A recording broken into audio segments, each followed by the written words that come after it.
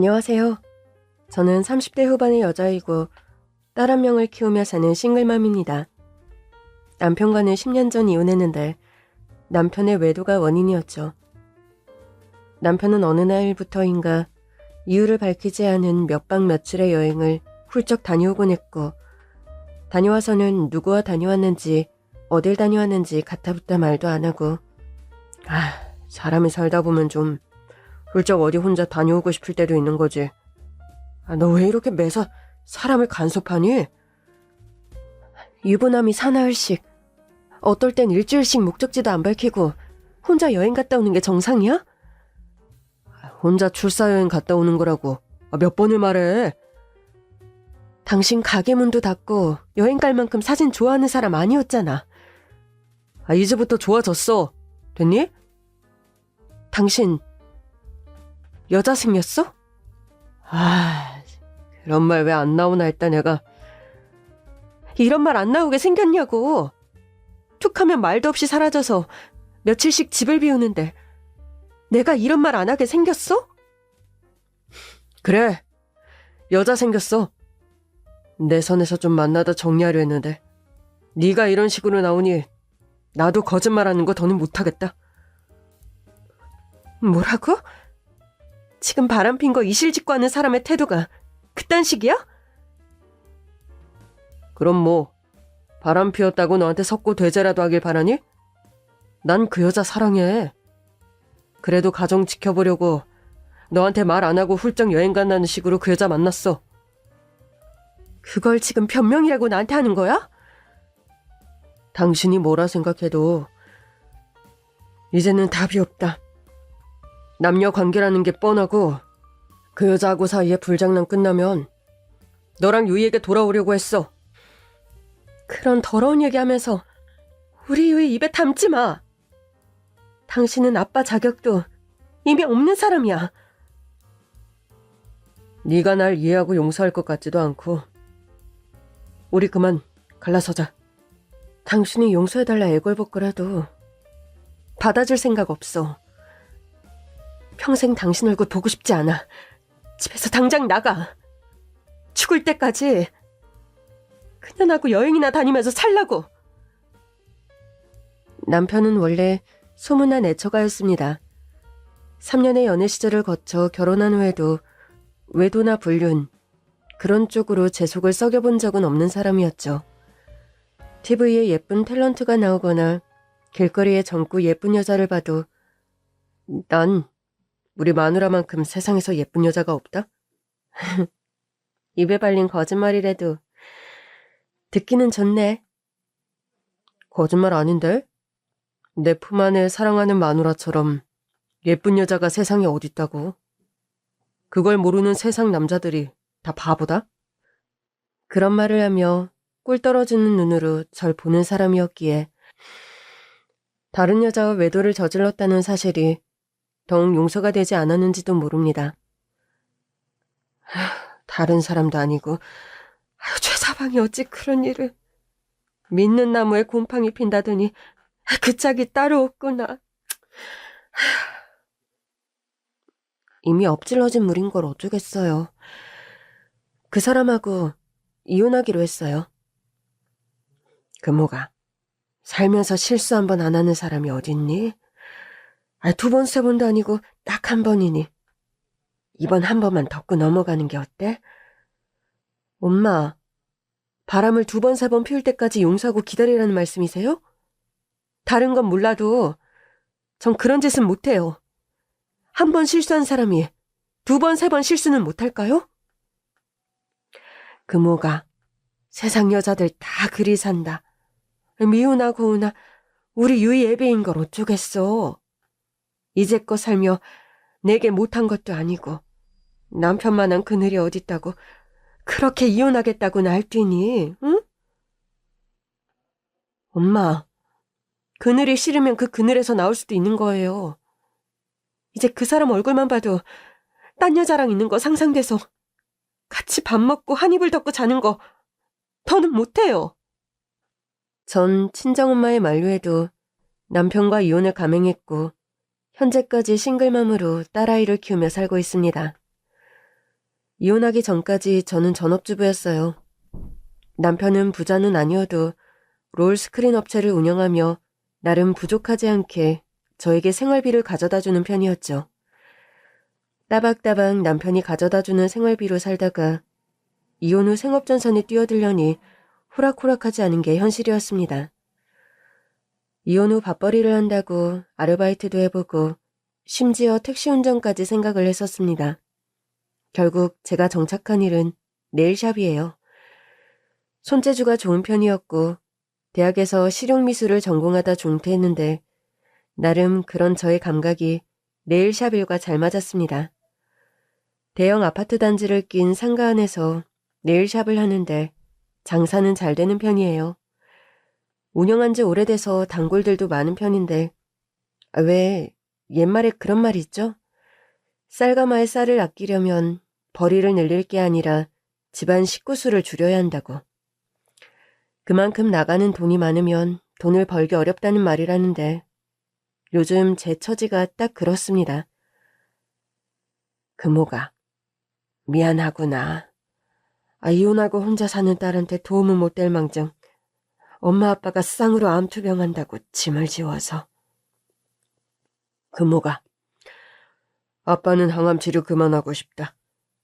이미 살 만큼 살았는데 이 나이에 몇 년 더 살자고 항암 치료 부득부득 받는 것도 그렇고. 금호가 아버지 그런 소리 마세요. 기다 아니다 해도 당신은 우리 집 가장인데 당신이 치료를 받아야지 무슨 소리 하시는 거예요? 금호가 엄마 치료를 받고 수술을 받아도 당신이 받아야지 무슨 소리를 하는 거야? 엄마 아빠 두 분 다 제발 쓸데없는 소리 좀 그만하세요.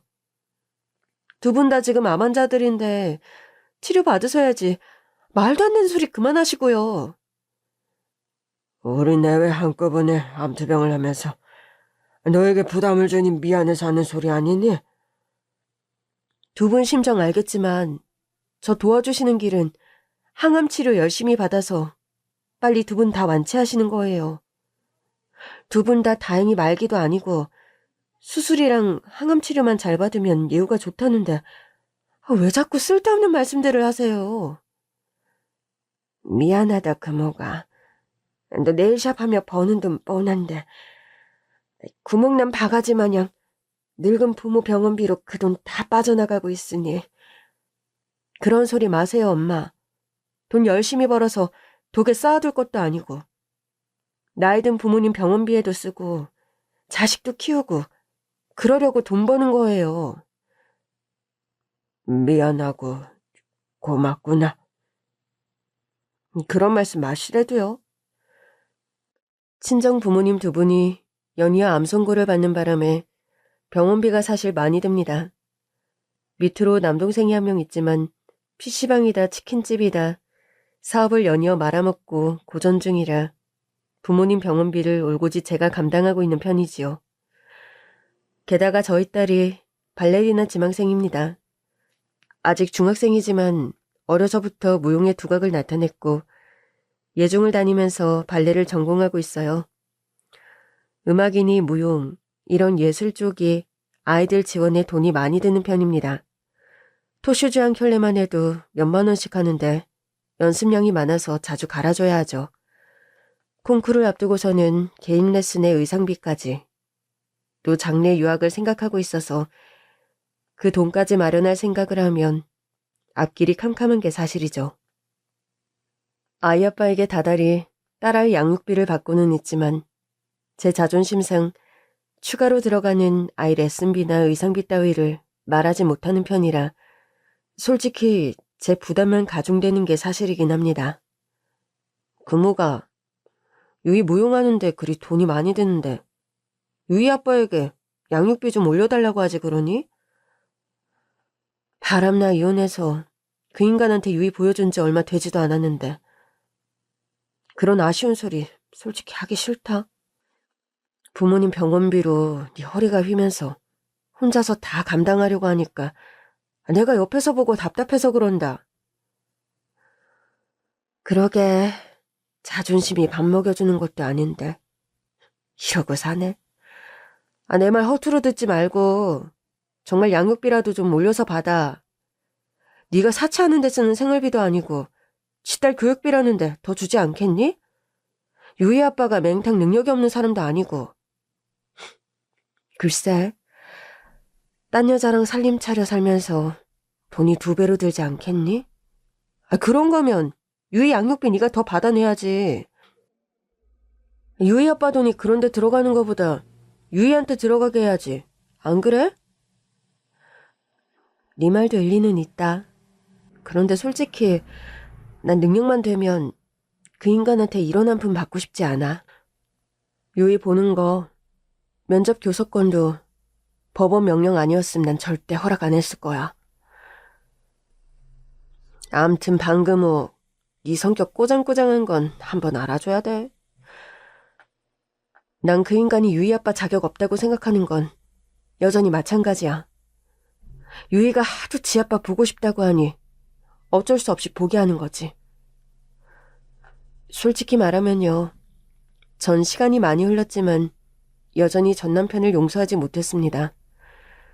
가정이 있고 아이가 있는 사람이 다른 여자를 만나 외도를 저지르고 그걸 뻔뻔하게 고백하며 갈라서자고 통보했던 그 뻔뻔함. 전 아직도 남편의 과오를 생각하면 피가 거꾸로 솟을 정도로 화가 나고 마음이 갑갑해집니다. 그런데 최근에 경제적인 문제들이 제 가슴을 답답하게 만들고 있어요. 누나, 지금 바빠? 준석이니가 웬일이냐? 누나한테 전화를 다 하고? 누나, 다름이 아니라 나 돈 좀 꿔줄 수 있어? 냅다 전화해서 누나한테 돈을 꺼달라니. 너 또 무슨 사고 쳤니? 누가 들으면 뭐 나는 맨날 사고나 치고 다니는 놈인 줄 알겠다. 네가 그럼 계속 사고 치고 다녔지? 뭐 돈 벌고 다녔어? 잔소리는 좀 그만하고. 나 운전하다 실수로 급발진을 했는데 사람을 쳤어. 합의금 당장 안 해주면 구치소 가게 생겼다고. 진짜. 너 혹시 음주운전 뭐 그런 거야? 아니야, 그런 거. 친구 차 잠깐 빌려서 몰고 나갔는데 익숙하지 않아서 그만. 정말 돌겠다. 엄마 아빠 병원비로 내가 허리에 있는 거 알면서 이런 상황에 꼭 사고를 쳐야 하니? 누나 진짜 미안해. 그런데 이번 한 번만 나 살려주라. 응? 나 구치소 들어가면 지금 겨우 들어간 직장 잘린다고. 나 다니는 회사가 어떤 데인 줄 누나도 알잖아. 너 PC방 말아먹으며 진 빚은 열심히 갚는 중이니? 누나, 내가 그거 해결하느라 지금 합의금이 없어서 그래. 나 지금 직장은 열심히 다니고 있으니까 누나한테 이번에 도움받은 돈 꼭 갚을게. 부탁이야, 누나. 제발 나 좀 살려줘. 남동생까지 사고를 쳐서 거액의 합의금을 물어내야 했고 전 또다시 빚을 져서 그 합의금을 해결했습니다. 반 사장님, 요즘 잘 지내셔? 사장님께서 매장에는 어쩐 일이세요? 한 30분 전부터 근처에 왔었는데 아까 매장에 손님이 있길래 카페에서 차 한잔 마시고 오는 길이야. 무슨 하실 말씀이라도 있으세요? 다름이 아니라 다음 달이면 우리 재계약하는 기간인 거 자기도 알지? 네, 알고 있어요. 그동안은 내가 반 사장님에 대한 의리로 월세며 권리금 그런 거 하나도 안 올리고 그대로 와준 거 자기도 인정하지? 그렇죠. 감사하게 생각하고 있습니다, 사장님. 그래서 말인데 이번 재계약할 때는 월세랑 권리금을 좀 올려줘야겠어. 얼마나 인상을 원하세요? 많이는 아니고 한 10% 정도? 그간 자기가 10년 가까이 여기서 장사하면서 내가 한 번도 이런 말 한 적 없잖아. 그러니까 이번엔 내 제안 받아줬음에. 네, 그런데 좀 갑작스러워서. 듣자 하니까 뭐 단골도 많고 장사도 잘 된다면서 그래? 네, 장사는 잘 되는데 제가 요즘 개인적으로 좀 사정이 빡빡해서요. 사장님, 더도 말고 딱 1년만 있다가 인상하시면 안 될까요? 어머, 반 사장 말하는 것 좀 봐. 여태 권리금이네 월세 하나도 안 올리고 장사하게 해줬음. 이번에는 내가 말한 대로 해줘야 인지상정 아니야? 나만큼 착한 건물주도 일대 잘 없어. 자기 그거 알잖아. 네, 알죠. 덕분에 제가 그간 장사 잘했고요. 10년이면 강산이 바뀐다는 말이 왜 나와? 자기 여기서 장사한 지 10년 다 돼가는데 월세랑 권리금 오를 때도 됐어. 그간 쌓아온 단골들만 해도 몇 명일 건데. 자기도 손해보는 장사 아니잖아. 알겠어요. 말씀하신 대로 인상하는 걸로 하죠. 보름쯤 있다 계약서 다시 쓰는 걸로 해. 나 간다. 네, 들어가세요, 사장님. 남동생 때문에 사채비까지 진 상황에서 네일샵 권리금에 월세까지 인상하라니 숨이 갑갑하게 목이 죄어오는 느낌이 들더군요. 이 상황을 어떻게 해결해야 할까? 혼자 머리가 아픈 찰나 딸아이가 가게 안으로 들어왔습니다. 엄마, 무슨 일 있어요? 표정이 너무 안 좋아. 아니야. 그냥 속이 좀 안 좋아서 그래. 점심을 너무 급하게 먹어서 그런가? 엄마, 나 저번에 나갔던 콩쿨에서 1등 했어. 정말이야? 우리 유이, 이제 예고 합격은 문제 없겠네? 예고 합격이야 뭐. 원래 따놓은 당상이었는데. 아유, 그런가? 우리 딸 유명한 발레리나 되는 거 이제 시간 문제인가? 아니, 아직 그 정도까지는 아니고. 엄마, 그런데 저번 콩쿨 입상자들 대상으로 기념 공연을 한대요. 1등부터 3등까지는 땡땡 전당에서 동무대 서게 해준다는데 어떡하지? 어떡하긴 뭘 어떡하니. 땡땡 전당이면 아무나 서기도 힘든 무대인데 당연히 나가서 우리 딸 실력 발휘해야지. 그건 나도 아는데 다시 안무 짜고 의상 준비하려면 또 돈이 드니까. 유이야, 걱정 마. 그런 중요한 무대는 돈이 아무리 많이 들어도 나가야지. 요즘 할머니 할아버지 병원비에 삼촌까지 사고 쳐서 엄마 돈 없잖아요. 그러지 말고 내가 아빠한테 한번 말해볼까요? 아빠한테? 콩쿨에서 1등한 건 말씀드렸니? 아직인데 전화해서 말씀드리려고요. 그래. 이번엔 네 아빠 도움 받는 것도 나쁘지 않겠다. 전화해서 1등 했다고 하고 무대 서는 것도 네 선에서 말씀드려봐.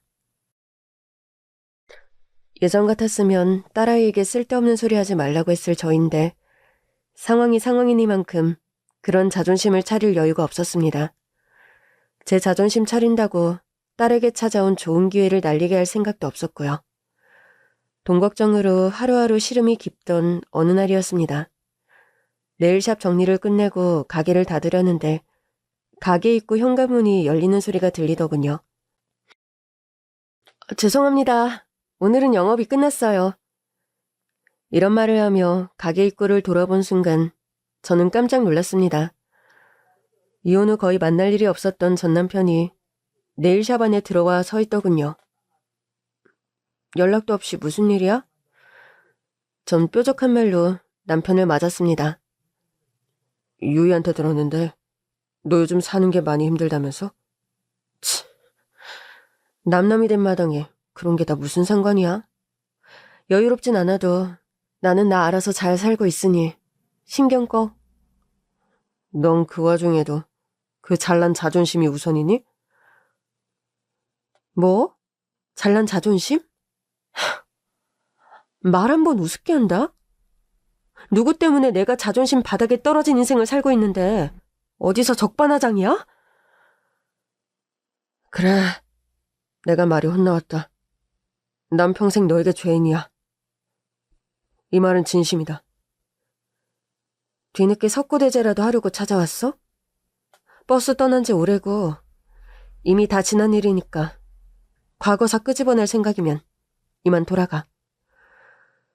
전 차갑게 말하며 네일샵 셔터를 내리고 집으로 돌아가려고 했습니다. 오늘은 너에게 용건이 있어서 왔어. 무슨 용건? 빨리 말하고 좀 나가줄래? 난 아직도 당신 얼굴 보는 거 그리 편하지 않다. 그 성질머리 하나는 여전하구나. 하긴 그래야 방금옥답지. 안 그래? 헛소리 그만하고 용건이나 말하라고. 오늘 여기 찾아온 용건은 두 가지야.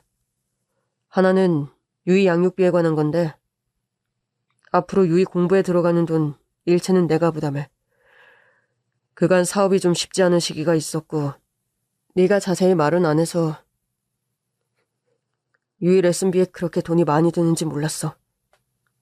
다른 용건은 일단 이 통장부터 받아라. 이게 무슨 통장인데? 전 남편이 건네준 통장을 열어본 저는 깜짝 놀랐습니다. 통장 안에는 10억 원이라는 거금이 들어있었거든요. 이렇게 큰 돈을 갑자기 이런 통장을 왜 나한테 주는 거야? 뭐 로또라도 맞았어? 그렇다 한들 나한테 당첨금 나눠줄 사이는 아니잖아. 네 분이 그렇게 해서 불린다면 마음껏 비아냥거려.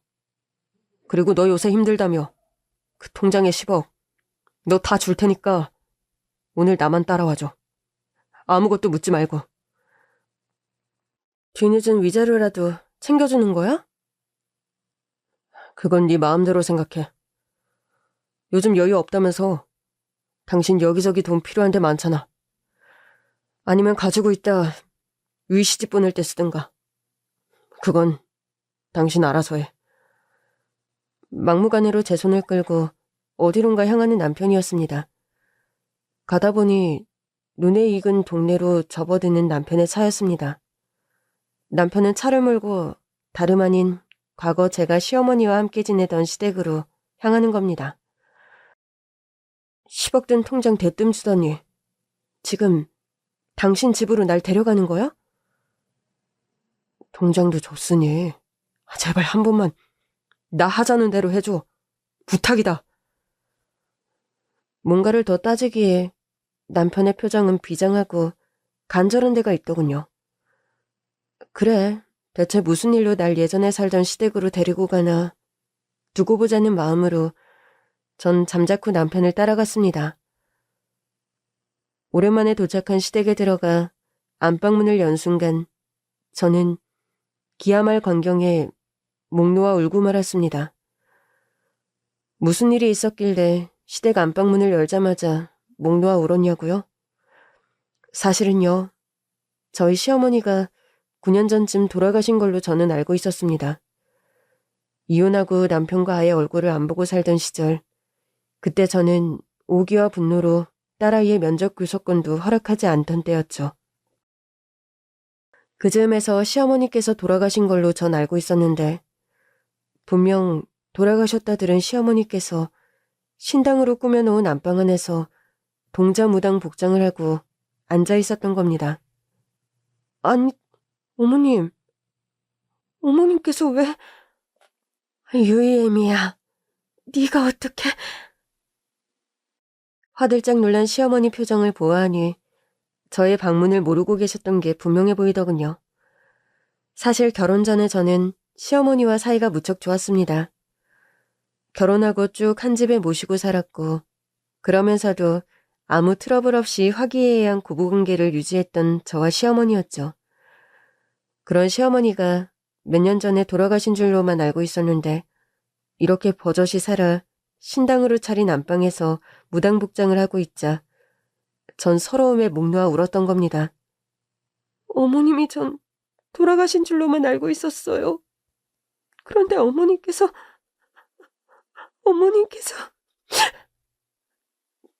미안하다 유이애미야. 나도 이러고 싶지 않았는데 이것 말고는 유이아범을 살릴 방법이 없어서.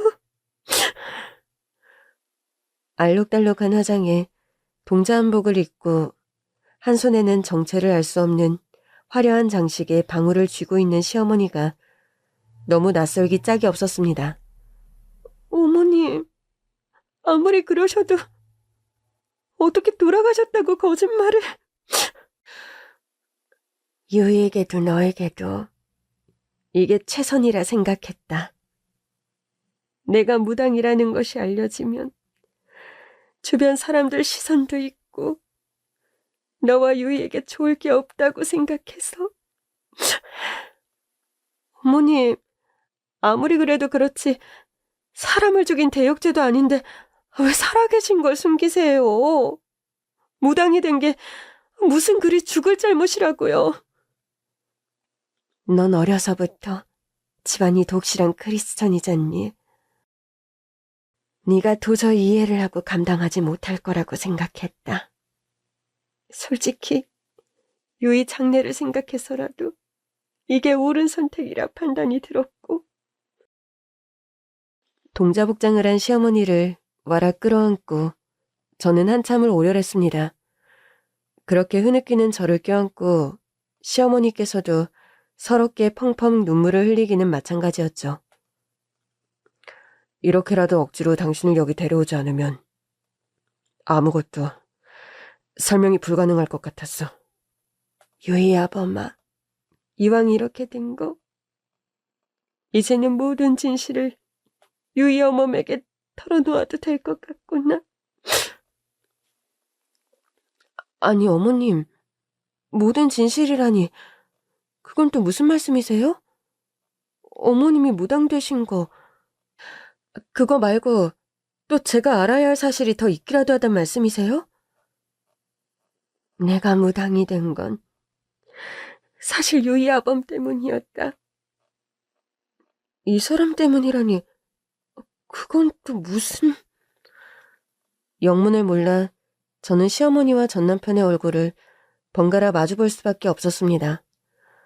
꺼지듯 한숨을 내쉰 남편이 과거의 이야기들을 털어놓기 시작하더군요. 남편의 입을 통해 알게 된 10년 전의 진실은 너무나 놀랍고 기구해서 제가 충격으로 몸이 얼어붙을 정도였습니다. 엄마, 저 아무래도 신병이 걸린 것 같아요. 그게 무슨 말이니? 얼마 전에 몸 안 좋다고 건강검진 다녀온 녀석이 갑자기 똥단지 같은 소리냐? 이유도 없이 몸살 기운에 열이 나서 약 먹고 응급실 가서 수액까지 맞았는데 아무 소용이 없어요. 원인 없는 감기도 암 증상일 수 있다고 해서 정밀검진 받았는데 아무 이상 없다고 하더라고요. 그렇다고 신병이라니. 그런 흉측한 소리 농담으로라도 하지 말아라. 엄마, 저 농담하는 게 아니라 진짜 심각하게 드리는 말씀이에요. 뭐? 유이 애미도 네가 신병 걸린 사실을 아니? 그 사람 성격 알잖아요.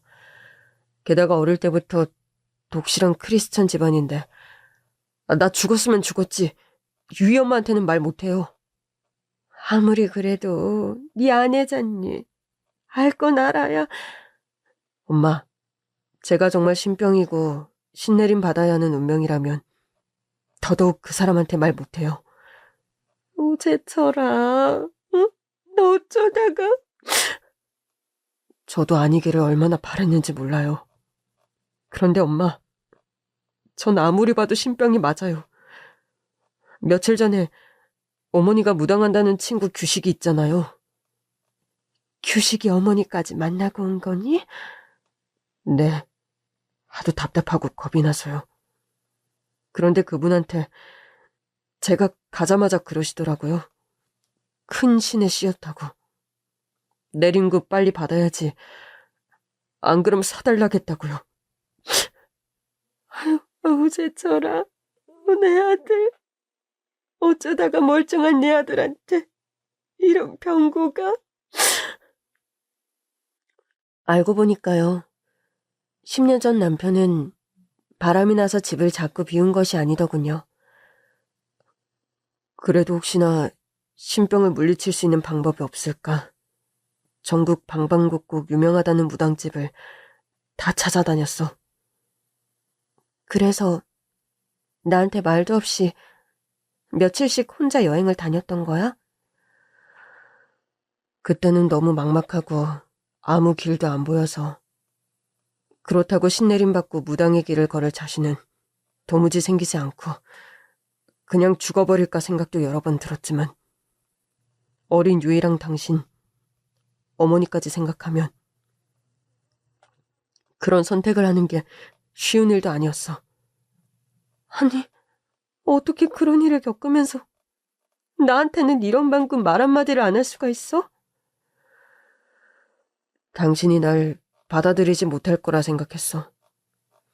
평소 당신은 점집이라면 기겁하는 사람이고 뼛속까지 크리스천인데 그런 당신에게 내가 신병에 걸렸다고 말한다는 게.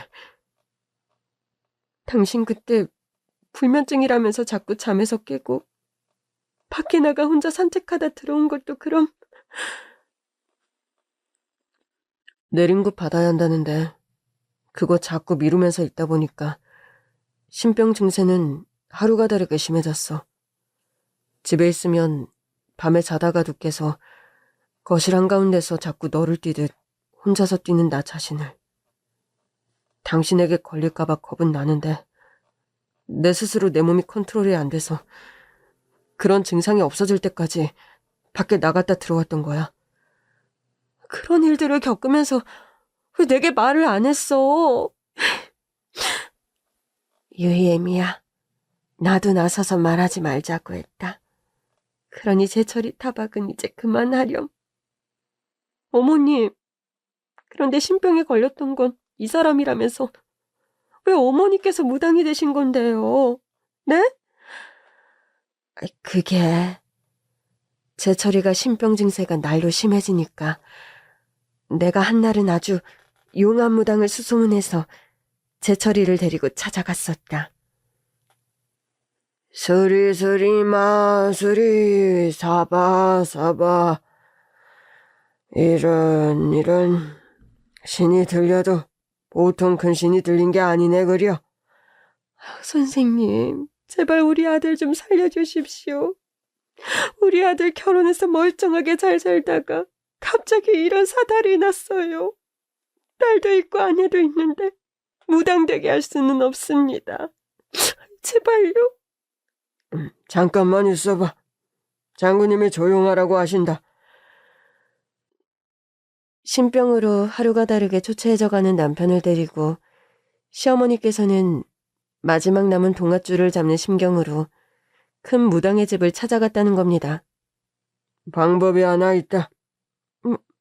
무슨 방법이란 말씀이세요? 네 아들 박수무당 면하는 방법이 있단 말이오. 선생님, 제발 그게 뭔지 말씀 좀 해주십시오. 그게 뭐든 우리 아들 살리는 길이면 뭐든지 하겠습니다. 제가 신내림 안 받는 방법이 정말 있다는 말씀이세요? 병원을 가봐도 안수기도를 받아도 정말 별의별 방법을 써봐도 아무 효과가 없이 점점 신병만 심해지고 있습니다. 둘 다 그만 울고 내 말 똑바로 듣게나. 조상 대대로 내려온 줄이 숨겨져 있다 나타난 게야. 그 줄이 아들 앞에 떨어진 거고. 제발이지. 그 줄 피할 방도를 좀 말씀해 주십시오. 네? 이미 내린 줄을 거둘 방법은 세상 천지 그 어디에도 없네. 단 자네 아들이 줄을 피할 방법은 있어. 그게 뭡니까? 우리 아들만 신내림 피할 수 있다면 제가 뭐든지 하겠습니다. 아이고. 자네가 신을 받으면 돼. 어찌 보면 자네 집안 줄을 거두는 방법이 그거기도 함세. 자네가 신을 받아 무당이 되고 무당하다 죽으면 그 줄이 약해져. 자손 가운데 나비처럼 헐헐 뛰는 직업이 하나 나오면 그 줄이 도망을 간다는구만. 제가 신내림을 받아 무당이 되면 저희 아들이 무사하단 말씀이십니까? 내 말 허투루 들었나? 장군님 하신 말씀을 그대로 전했는데 반문을 하는 게야?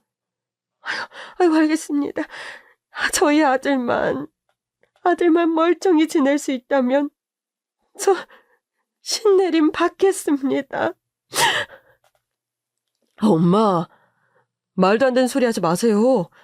엄마가 왜 저 대신 신내림을 받는단 말씀이세요? 이분 하시는 말 너도 똑똑히 들었잖니. 내가 신내림을 받으면 우리 집에 내린 줄이 약해지고 넌 무당 운명 피할 수 있다는 말 못 들었어? 엄마, 아무리 그래도 엄마가... 제철아, 내 자식 신내림 받아 박수무당 되는 꼴 보느니 차라리 내가 그 길을 가는 게 낫다. 난 어차피 늙었고 살아봐야 얼마나 살겠니. 나 사는 동안 무당하다 죽으면 우리 집에 줄이 약해지고 나비처럼 뛰는 직업? 그거 하나만 나오면 우리 집이 무사하다잖아. 엄마, 아무리 그래도 이건 아니에요. 다른 방법이 있을 거예요, 엄마.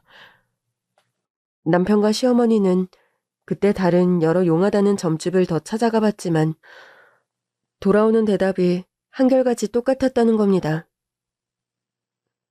그래서 제철이 대신 내가 신을 받아 무당이 되었다. 무당이 되고 나서는 주변 아는 사람들과 다 연락을 끊었고 너랑 유이가 무당 며느리 내 손녀네 이런 말 듣게 하고 싶지 않아서 너랑 제철이가 갈라서고 차라리 날 죽은 사람으로 하기로 유이 아범과 말을 맞췄던 거다. 어머님, 세상에 어떻게 이런 일이... 어머님... 지난 과거 일을 전해 들은 저는 아무 말도 못하고 서럽게 오열할 뿐이었습니다. 아이 아빠와 가족들을 위해 스스로 험한 길을 택하신 시어머니의 심정이 이해 안 가는 바가 아니었기에 억장이 무너지는 듯했죠. 어머님, 아무리 그래도 유이는 그렇게 할머니를 좋아했는데 할머니 돌아가셨다고 얼마나 슬퍼했는데요. 무당 할머니보다는 차라리 저 하늘에 있어서 보고 싶은 할머니로 남는 것이 낫다는 게 내 생각이었다. 당신이랑 이혼 결심한 건 어머니가 신내림 받기로 결정된 직후였어. 그럼 다른 여자가 생겨서 이혼하겠다는 건 거짓말이었던 거야? 처음부터 그런 거짓말을 할 생각은 아니었어. 내가 그때 말도 없이 며칠씩 집을 비우니까 하필 또 당신은 나를 여자가 생긴 남편으로 오해를 해서. 그럴 거면 차라리 그렇게 이혼하는 것도 방법인 것 같아서. 할 거짓말이 있고 해선 안 되는 거짓말이 있지. 어떻게... 미안하다, 유이 엄마. 그렇지만 그때는 정말 그거 말고는 다른 아무 방법이 떠오르지 않더라. 유이 아빠, 어머님, 대체 어떻게 우리 가족에게 이런 일이... 저와 남편 그리고 시어머니는 셋이서 부둥켜 안고 한참을 오열했습니다. 저와 딸아이에게 피해를 주지 않으려고 그런 모진 시간을 올고지 둘이서 견뎌온 시어머니와 남편을 생각하니 가슴이 미어지는 것만 같더군요. 이제라도 모든 사실을 알았으니 우리 이제 다시 다 되돌려요, 어머님. 그리고 유이 아빠. 당신, 그게 무슨 소리야? 무당 시어머니를 너 설마 받아들이겠다는 거냐? 어머님 여보, 옛날이나 지금이나 제게 가장 중요한 건 가족밖에 없어요. 그 가족이 지금 힘든 일을 겪고 있는 건데 나 몰라라 하며 살 자신도 없고요. 그래도 유이 장례를 생각하면 태어날 때 부모를 선택할 수 없듯이 그건 유이 운명이에요, 어머님. 세상 사람들이 터부시하는 직업이라고 가족이 등을 돌리는 건 그건 너무 야박하죠. 그래도 무당 집안 딸이라고 손가락질 받으면. 그래, 우리 다른 것 말고 유이 장래만을 생각하자. 나야 나이도 먹었고 이미 다 산 목숨인데 안타까울 것도 서운할 것도 없어. 아니에요, 어머님. 함께 손가락질 받고 비를 맞아도 함께 맞아야죠. 그게 가족이잖아요. 유이애미야? 여보. 나중에 모든 사실을 알고 우리 유이가 더 충격받고 마음 아프고 후회되는 것보다 전 뭐가 됐든 당당하게 받아들이게 하는 쪽을 택하겠어요. 알고 보니까요. 최근 들어 시어머니는 건강이 많이 안 좋아져서 시한부 선고를 받은 상태셨습니다. 엄마 건강이 좋으신 것도 아니고 언제 돌아가실지 몰라서 유이는 몰라도 당신에겐 더 늦기 전에 사실을 말해야 한다고 생각했어. 잘했어요. 대체 언제까지 나한테 모든 사실을 숨기려고 했어?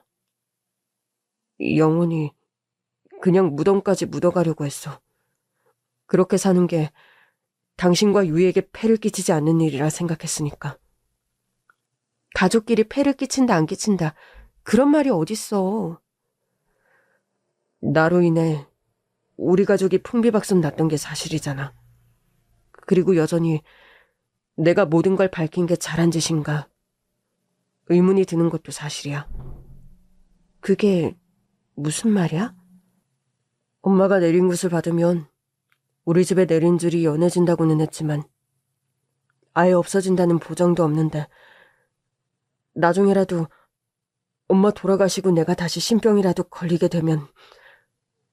유이 아빠, 이거 하나는 분명히 하고 넘어가자. 뭘? 당신이 외도해서 나와 유이를 떠났던 게 아닌 이상 다른 어떤 이유도 우리 가족을 갈라놓을 순 없어. 당신이 다시 무병이 와서 내린 굿을 받는다 해도 당신은 여전히 내 남편이고 유이 아빠야. 여보, 난 당신이 날 이렇게까지 감당해 줄 거라고는 생각 못했어. 그러니까 당신이 바보라는 거야. 나한텐 당신하고 유이만큼 세상에서 소중한 건 없어. 여보, 정말 고맙다. 그런데 어머니 많이 편찮으시다면서 어디가 얼마나 안 좋으신 거야? 엄마 폐암 말기래.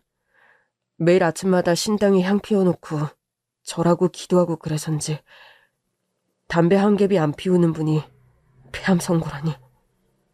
지금 그것 때문에 안 그래도 고민이 많다. 완치 가능성은 전혀 없대? 병원에서는 수술도 불구하고 그냥 남은 시간 가족과 보내란 말만 하더라. 그래도 입원해서 제대로 치료를 받으셨으면 좋겠는데 엄마가 싫다고 자꾸 고집을 부리시네. 남편 말 맞다나 마지막까지 최선을 다해보는 것이 도리란 생각이 저도 들었습니다. 어머님, 병원에서 아무리 예후를 안 좋게 보더라도 할 수 있는 치료를 그래도 다 해보시는 게 어떻겠어요? 아서라, 이 나이까지 살았으면 살 만큼 살았어. 내가 병원에서 할 수 있는 치료라는 게 호전을 기대해서 하는 치료도 아니고 그저 연명 수준의 치료인데 몸 괴롭고 시간 낭비해서 뭐하니? 그래도 어머님, 자식된 입장에서 지켜만 보고 있는 게 너무 마음이 안 좋아서 그래요. 너희 심정이야 내가 모를 바 아니다만 내 의견도 존중을 좀 해줬으면 좋겠구나. 고통스럽게 삭막한 병원에서 연명치료하며 떠나기보단 1시간을 보내도 가족들과 집에서 남은 시간 보내다 떠나고 싶구나. 시어머니와 남편은 모든 짓을 저에게 커밍아웃한 뒤 딸아이에게도 할머니가 살아계시다는 것, 그리고 그동안 왜 돌아가셨다고 거짓말할 수밖에 없었는지에 관해서도 이야기해 주었죠.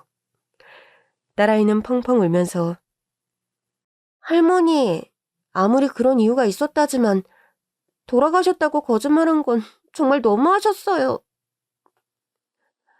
할머니 품에 안겨 어린아이처럼 우는 딸이었습니다. 유희야, 무당 할머니가 부끄럽지 않으냐? 할머니가 무당이면 어떻고 거지면 어때요? 뭐가 됐든 할머니가 제 할머니인 건 변함이 없는걸요. 할머니가 이렇게 멀쩡히 살아계셔서 저는 너무 좋아요. 아유, 착한 내 새끼. 딸아이는 할머니가 투병 중이라는 사실을 알고 더 슬퍼했지만 그래도 살아생전 할머니를 재회할 수 있음이 너무 다행이라고 하더군요. 그 엄마의 그 딸이네. 엄마랑 유이 너에게 폐가 될 거라고 생각한 아빠랑 할머니가 괜히 부끄러워질 지경이다. 시어머니께서는 저와 딸이 다 같이 지내는 집에서 한 계절 정도를 투병하다 하늘나라로 떠나셨습니다. 내 대에서 줄이 끊어지길 바라며 지난 10년을 무당으로 살았는데 그 수건이 부디 이루어지게 해달라고 마지막까지 기도를 안 빠뜨리고 있단다. 어머님, 그만큼 유이 아빠랑 저희를 위해서 희생하셨으면 됐어요. 어머님께서 대신 유이 아빠 길 가주신 것만으로도 너무 감사하고 죄송한걸요. 조건에 상관없이 나와 유이 아빠를 다시 받아주어서 고맙다. 아니에요, 어머님. 이제 제발 그런 말씀은 그만하세요. 죽어서도 신령님들께 돌아다니며 내가 부탁하련다. 남은 자손들에게는 부디 추를 거두어 달라고 말이다. 명심해. 자손 한 명이 나비처럼 뛰는 직업만 가지면 무탈할 거라고 했어. 그 말씀을 마지막으로 시어머니께서는 숨을 거두셨습니다. 슬픔 속에 장례를 치르고 남편과 저 딸아이는 새로운 집으로 이사를 했어요. 남편이 저를 찾아오면서 건네주었던 10억은 알고 보니까 모두 시어머니께서 무당일을 하시며 번 돈이라고 했습니다. 어머니께서 그렇게 많은 돈을 버셨다는 거야? 엄밀히 말하면 그 돈의 30%는 내가 일하며 모은 돈이야. 70%는 엄마가 신내림 받고 나서 벌게 되진 돈이고. 어머님, 엄청 용한 무당이셨나 봐? 명엄하기로 소문도 나고 또 엄마 굿이 효험이 좋다고 소문이 나면서. 그런데 엄마는 그렇게 버신 돈을 하나도 허투루 안 쓰고 모으셨어. 나중에라도 사실을 말하고 당신하고 유이한테 줄 거라면서. 어머님은 참 끝까지 자식들 생각하며 끝까지 희생하는 삶만 살다 돌아가신 어머니를 생각하면 눈물이 앞을 가렸습니다. 남편과 재결합하고 시어머니가 투병하시는 동안 친정에서는 걱정이 많았습니다. 무당하며 아무리 돈을 많이 벌었다지만 그쪽 일은 대대손손 유전이 되는 경우가 많다는데 너 혹시라도 유이가 그쪽 길을 가면 어쩌려고 그러니? 엄마, 그렇다고 버젓이 살아있는 할머니 아빠가 있는데 그 천륜을 끊고 살 순 없잖아요. 엄마도 걱정이 되어서 그런다. 저도 엄마 못지않게 걱정은 많이 돼요. 그렇지만 어째요? 가족인데 피할 수 없는 운명 또한 같이 받아들이는 수밖에요. 네 시어머니 말 맞다나 네 시어머니 떼에서 줄이라는 게 끊어져야 할 텐데. 걱정이구나. 어머님께서 그리 말씀하셨고 어머님이 그걸 위해 몸소 내린곳까지 받으셨잖아요. 그리고 엄마 나비처럼 뛰는 직업을 자손이 가지면 괜찮다 했는데 생각해보니까 우리 유이가 발레리나가 꿈이잖아요. 듣고 보니 그렇구나. 나비처럼 폴짝폴짝 뛰는 직업에 발레리나만한 것도 없지. 유이가 그걸 알고 발레를 시작한 것도 아닌데 그런 신점을 들은 걸 보면 다 정해진 운명 같기도 해요. 저도 매일 하루도 안 빼먹고 기도드리고 있으니 유이나 유이 아빠나 다 무사하고 괜찮을 거예요. 엄마 아빠도 매일 기도드리마. 너희 가족 무탈하고 행복하게 해달라고 말이야. 우여곡절 끝에 남편과 재결합 이후 저는 매일매일을 기도드리는 심정으로 살아온 것이 사실입니다. 내일이면 남편과 재결합한 지도 어언 10년이 다 되어가네요. 남편과 그 사건으로 오해만 잔뜩 한 채 이혼하고 10년을 따로 살다가 다시 재결합해 산 시간이 다시 10년. 세월 앞에 장사 없다지만 지난 시간이 저희 가족에게 결코 호락호락한 것은 아니었습니다. 하루에도 몇 번씩 저는 남편에게 전과 같은 무병이 찾아올까봐 두려운 생각이 드는 때가 많았습니다. 그럴 때마다 기도를 더 열심히 드리고 봉사활동도 부지런히 하면서 그 시간들을 버텨냈죠.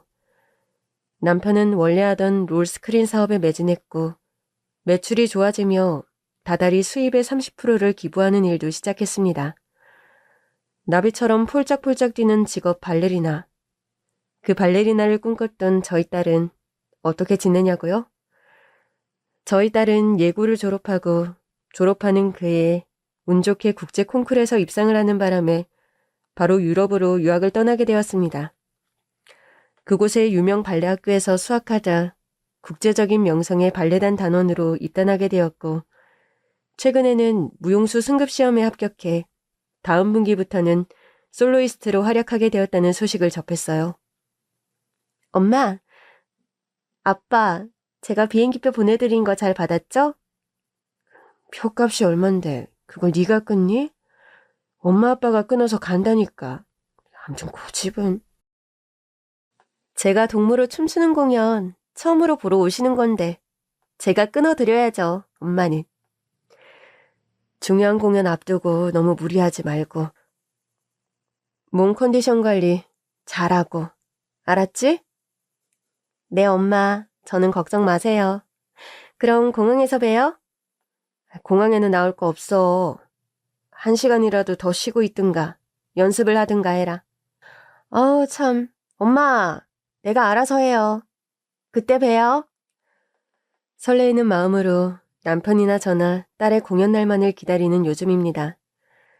어머니께서 살아계셨다면 누구보다 기뻐하셨을 텐데 저희 곁에 안 계시다는 게 사무치는 그리움으로 다가오는 요즘이지요.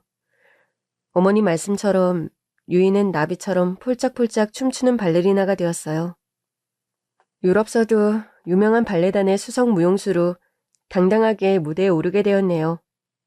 모두가 다 어머님의 지극한 희생과 사랑, 헌신이 있었기에 저희 가족 모두 지금 이 행복한 일상과 평안한 하루하루를 보내고 있다는 것 잘 압니다. 그곳에서도 저희 사는 모습 잘 보고 계시죠? 앞으로도 어떤 일이 닥치더라도 가족의 끈의 손을 놓지 않고 서로 의지하고 사랑하며 열심히 살아가겠습니다. 여러분 가정에도 부디 평안한 행복이 가득하시길요. 긴 얘기 들어주셔서 감사합니다.